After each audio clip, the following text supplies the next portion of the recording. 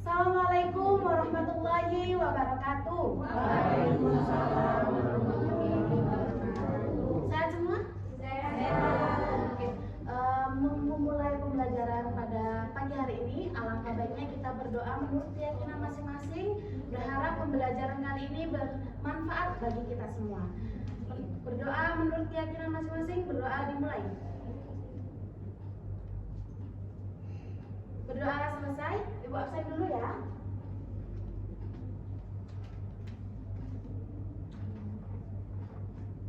Ada yang nggak masuk? Ini ya. Oke, alhamdulillah kalau nggak ada yang masuk, nggak ada yang tidak masuk, saya semua berarti. Minggu kemarin Ibu sudah sampaikan kalau hari ini kita akan belajar tentang teks laporan hasil observasi ya. Oke. Tujuan pembelajaran sebelum Ibu menyampaikan materi, nah kita tujuan pembelajaran pada pagi hari ini kita belajar teks hasil observasi itu yang pertama, Ibu harap kalian mampu menganalisis struktur penulisan dari teks laporan hasil observasi. Lalu yang kedua, Ibu harap kalian mampu menerapkan struktur penulisan teks laporan hasil observasi. Sampai sini ada yang ditanyakan dulu? Tidak ada ya? Ibu lanjut ya. Coba, apa itu laporan hasil observasi? Ada yang bisa? Oh ya, silakan Medina. Observasi itu adalah tulisan yang berisi penjabaran atau melaporkan suatu berupa hasil dari pengamatan umum. Oke, kalau Medina pernahkah melakukan pengamatan terhadap objek tertentu? Karena Bu, waktu itu mengamati pertumbuhan kecambah Mengamati pertumbuhan kecambah atau kalau teman-teman atau anak-anak yang lain, seperti apakah laporan hasil observasi yang kalian tahu? Oh ya, silakan Adel. Kalau yang saya tahu itu laporan hasil observasi itu biasanya berisi tentang penjelasan suatu objek, kejadian atau situasi tertentu. Oke. Nah, jadi definisi dari laporan hasil teks observasi itu adalah sebuah tulisan yang berisi penjelasan mengenai hasil pengamatan terhadap suatu objek. Nah, manfaat dari teks laporan hasil observasi itu adalah yang pertama, mengatasi permasalahan yang kita hadapi. Jadi kita kalau misalkan belum tahu objek yang kita ketahui informasinya, nah dari laporan hasil observasi itu kita tahu informasinya. Lalu yang kedua, mendokumentasikan informasi. Yang ketiga, mengetahui perkembangan dari suatu hal. Untuk ciri-ciri teks laporan hasil observasi, pertama, umumnya itu teksnya bersifat objektif dan universal. Yang kedua, ditulis dengan lengkap dengan informasi-informasi yang memiliki sifat aktual. Coba aktual apa? Aktual? Terbaru, percaya. Kalau yang ketiga, ditulis berdasarkan fakta sesuai dengan pengamatan yang dilakukan oleh penulis. Yang keempat, tidak mengandung dugaan atau prasangka atau bahkan berpihak pada hal yang menyimpang. Yang kelima, laporan disajikan secara menarik dan juga sifatnya formatif. Untuk ciri-ciri dan juga manfaat dari teks laporan hasil observasi ada yang ditanyakan? Udah, Ibu lanjut ya ke struktur teks laporan hasil observasi.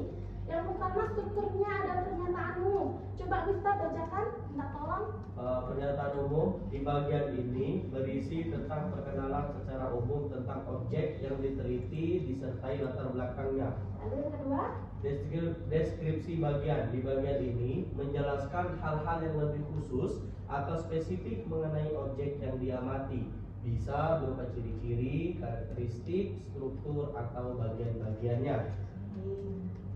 untuk struktur teks laporan hasil observasi ada yang ditanyakan? Tidak ada ya?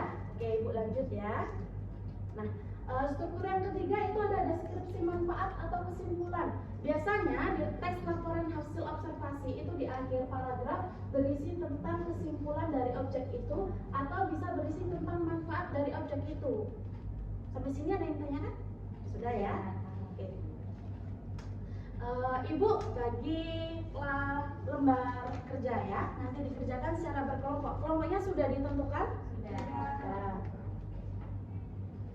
1, 2, kelompok 3 ya. Nah, sebelum penugasan, coba Ibu minta 2 orang menyampaikan, pernahkah kalian mengamati kebudayaan di sekitar kalian atau kebudayaan yang berasal dari daerah kalian. Di sini ada yang di luar Palembang? Oh ya. Dari mana? Dari Jawa Tengah, Bu. Dari Jawa Tengah. Oke, coba kalian temukan satu budaya yang kalian tahu dan deskripsikan secara singkat tentang budaya yang kalian tahu. Bu, kasih waktu 1 menit ya.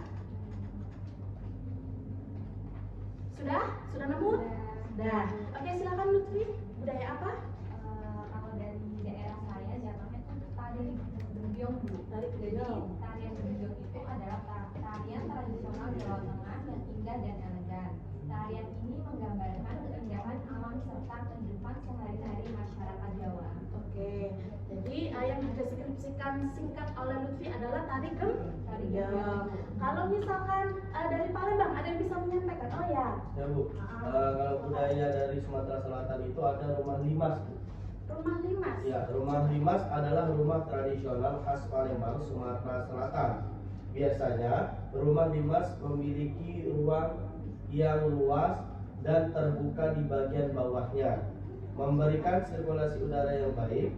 Keberadaan rumah limas menjadi salah satu simbol identitas budaya yang kaya dari daerah Palembang. Oke, berarti tadi teman-temannya sudah menyampaikan kebudayaan dari Jawa berbentuk tarian gembyong. Kalau dari Palembang berbentuk rumah limas. Coba ada yang bisa mendeskripsikan atau menyebutkan bentuk-bentuk kebudayaan itu apa aja? Saya, Bu. Oh iya, bilang. Jadi bentuk-bentuk budaya itu ada bahasa, ada seni dan musik, ada tradisi dan upacara, pakaian dan mode, kesenian rupa dan kerajinan kuliner, arsitektur dan bangunan, sistem nilai dan kepercayaan, teknologi tradisional, perilaku sosial dan etika. Dan etika. Oke, jadi nanti di teks laporan hasil observasi itu kalian bisa mengamati hal-hal apa saja yang terkait dengan budaya yang kalian temui atau budaya kalian tempat asalnya. Oke, silakan dikerjakan dulu lembar kerjanya. Ibu kasih waktu 1 menit ya, bisa? Oke. Sudah? Sudah. Oke, silakan perwakilan kelompok 3 untuk maju. Dwi.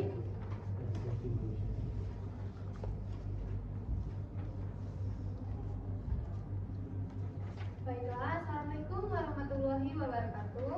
Waalaikumsalam warahmatullahi wabarakatuh.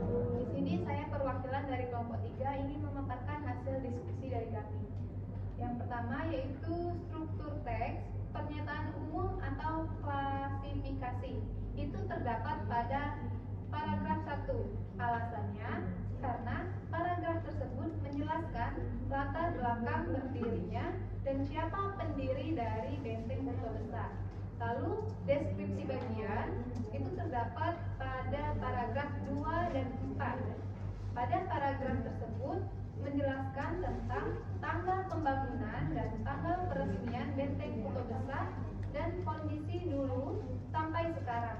Lalu deskripsi manfaat atau kesimpulan itu terdapat pada paragraf kelima. Alasannya karena pada paragraf tersebut menjelaskan tentang kondisi malam hari di Benteng Kota Besar dan Benteng Kota Besar dijadikan sebagai tempat wisata di Kota Palembang.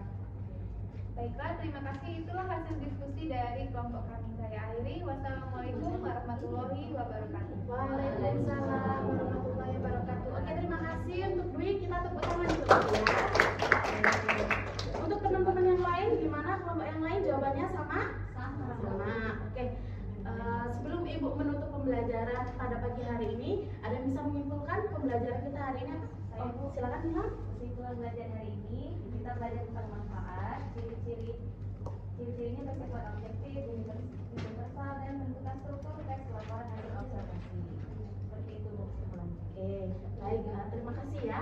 Nah, untuk informasi saja, minggu depan tugasnya membuat teks laporan hasil observasi ya nak. Jadi silakan tentukan temanya dulu atau objeknya dulu, kalian mau mengamati apa. Nah, untuk minggu depan Ibu sampaikan materi yang lebih dalam mengenai teks laporan hasil observasi lagi.